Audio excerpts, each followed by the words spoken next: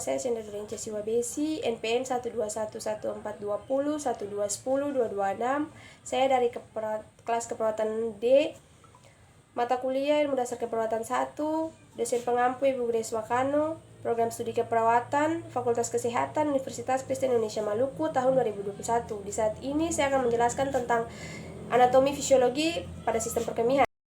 Pertama, sistem urinari adalah sistem organ yang memproduksi, menyimpan, dan mengeluarkan urin. Pada manusia, sistem ini terdiri dari dua ginjal ureter, kandung kemih, dua otot sphincter, dan uretra.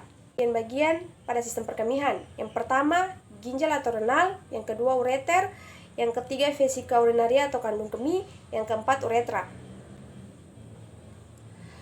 Ginjal. Kedudukan ginjal di belakang dari cavum abdominalis, di belakang peritoneum pada kedua sisi. Vertebrae lumbalis 3 melekat langsung pada dinding abdomen.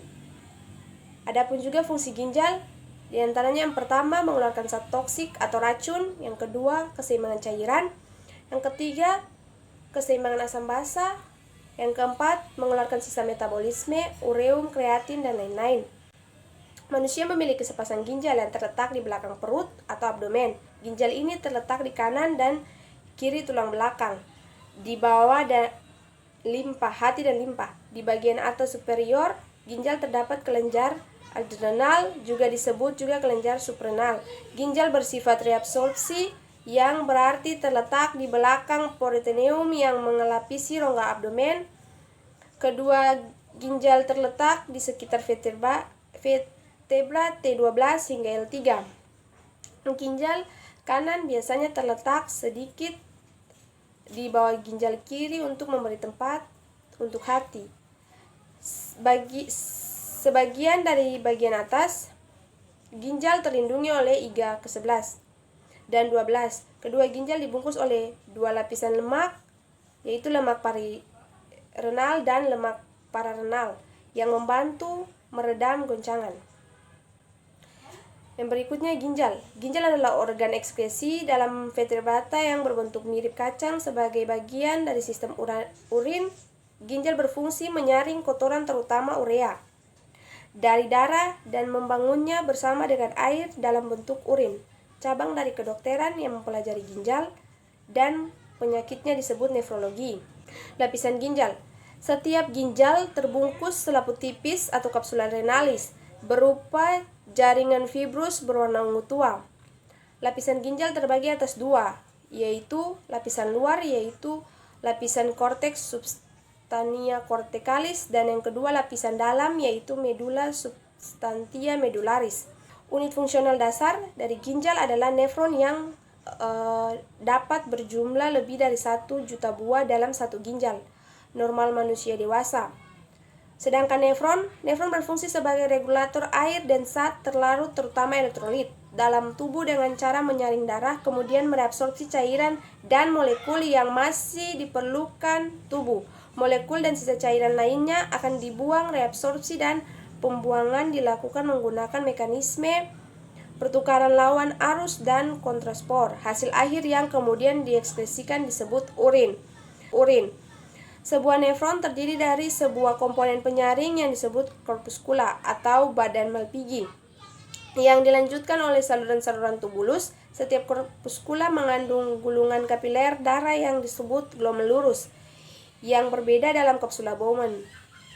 Setiap glomerulus mendapat aliran darah dari arteri aferen. Dinding kapiler dan glomerulus memiliki pori-pori untuk filtrasi atau penyaringan darah dapat disaring melalui dinding epitelium tipis yang berpori dari glomerulus dan kapsula Bowman. Karena adanya tekanan dari darah yang mendorong plasma darah filtrat yang dihasilkan akan masuk ke dalam tubulus ginjal. Darah yang telah tersaring akan meninggalkan ginjal lewat arteri eferen. Berikut lengkung Henle. Lengkung Henle diberi nama berdasar penemuan, yaitu oleh Friedrich Gustav Jakob Henle di awal tahun 1860-an. Lengkung Henle menjaga gradien osmotik dalam pertukaran lawan arus yang digunakan untuk filtrasi. Sel yang melapisi tubulus memiliki banyak mitokondria yang menghasilkan ATP dan memungkinkan terjadinya transport aktif untuk menyerap kembali glukosa asam amino dan berbagai ion mineral sebagai besar air 97,7% dalam filtrat masuk ke dalam tubuh konvolasi dan tubulus kolektivus melalui osmosis. Cairan mengalir dari tubulus konvolasi distal ke dalam sistem pengumpul yang terdiri dari yang pertama tubulus penghubung, yang kedua tubulus kolektivus kortikal, yang ketiga tubulus kolektivus medularis. Tempat lengkung Henle bersinggungan dengan arteri eferen disebut aparatus juxtaglomerular adalah tempat terjadinya sintesis dan sekresi renin. Cairan menjadi kental di sepanjang tubulus dan saluran untuk membentuk urin yang kemudian dibawa ke kandung kemih melewati ureter. Nefron membersihkan zat dengan cara yang pertama, sperma plasma disaring melalui membran glomerulus dan cairan yang terbentuk masuk ke tubulus ginjal atau filtrasi.